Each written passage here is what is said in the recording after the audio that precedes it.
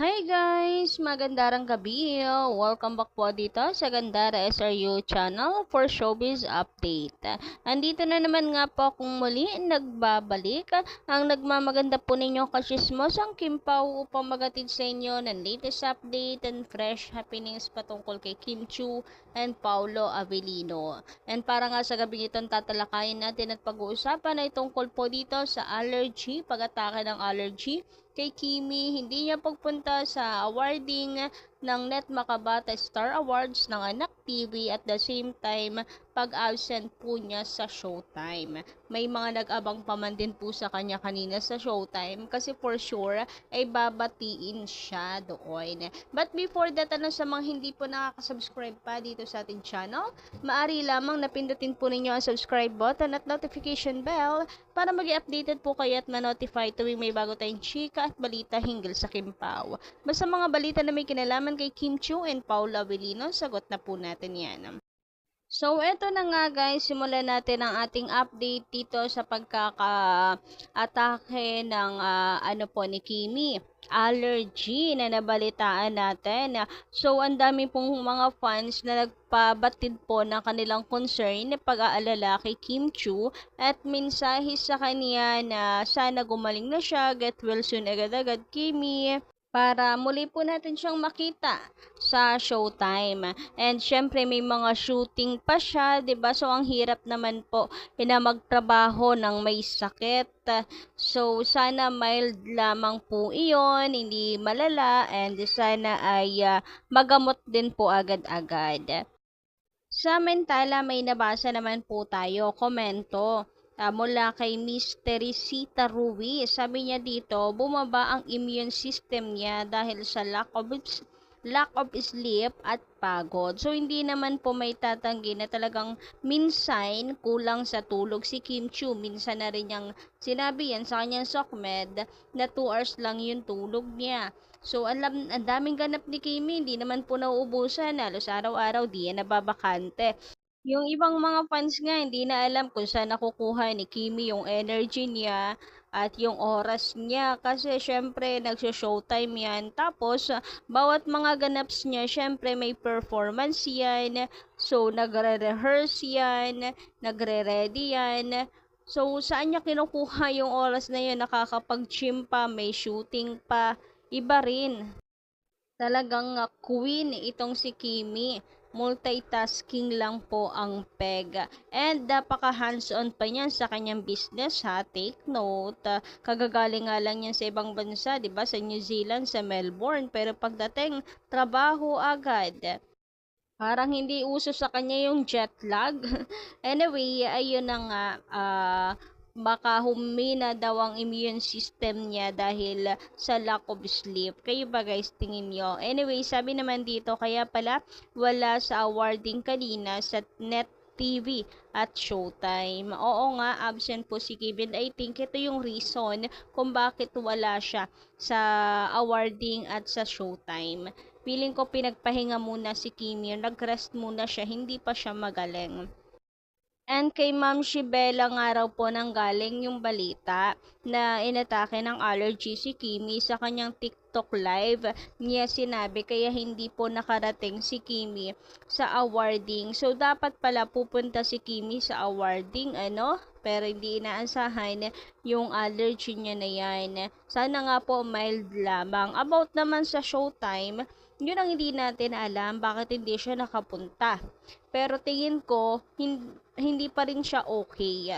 And, or sadyang pinagpahinga lang muna siya kasi need naman talaga ni Kimi ng pahinga.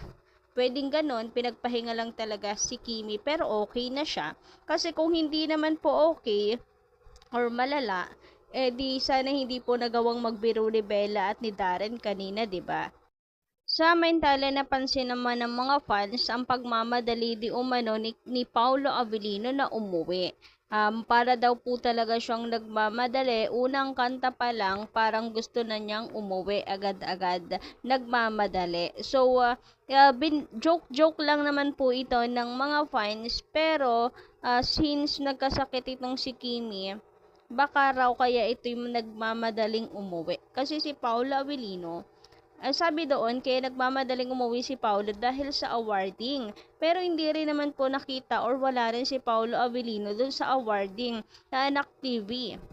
So, hindi yon ang reason, yung awarding, kung bakit siya nagmamadaling umuwi.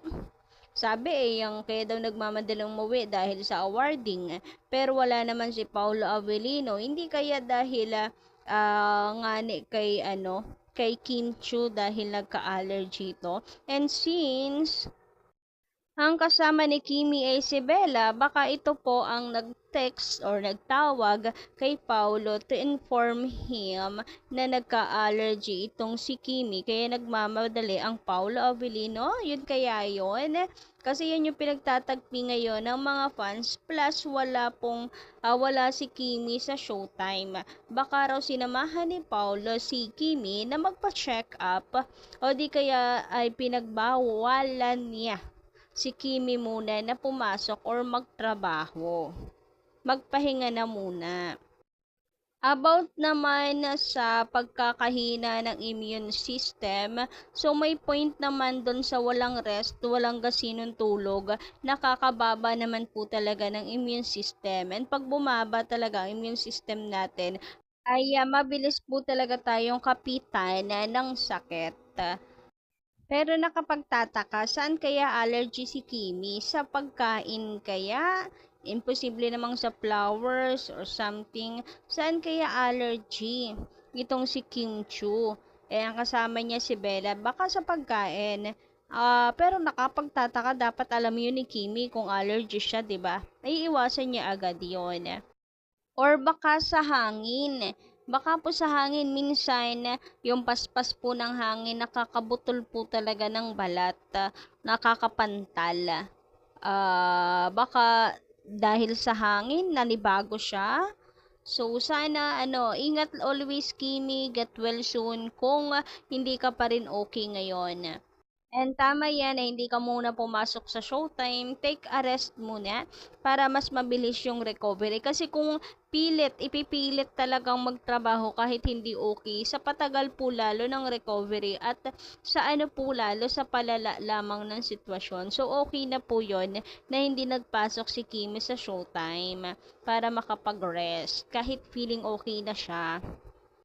Anyway, hindi man po naka-attend si Kimi and si Paulo ng Anak TV Awards for Anak TV Net Makabata Star 2024. Congratulations pa rin sa dalawa. And si Kimi Hall of Fame pa rin sa Anak TV. Congratulations, grabihan. Pumahako talaga ng awards si Kim Chu, pati si Paulo Avellino. Talagang may pahabol pa po sa 2024.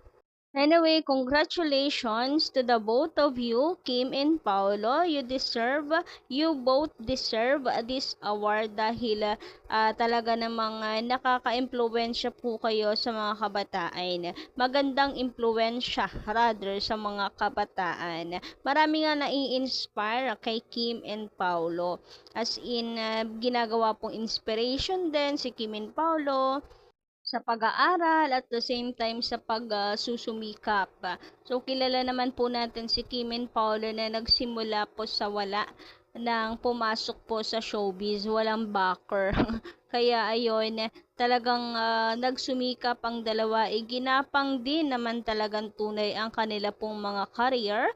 And eto ngayon sila nasa taas, nasa rurok ng tagumpay but still humble pa rin.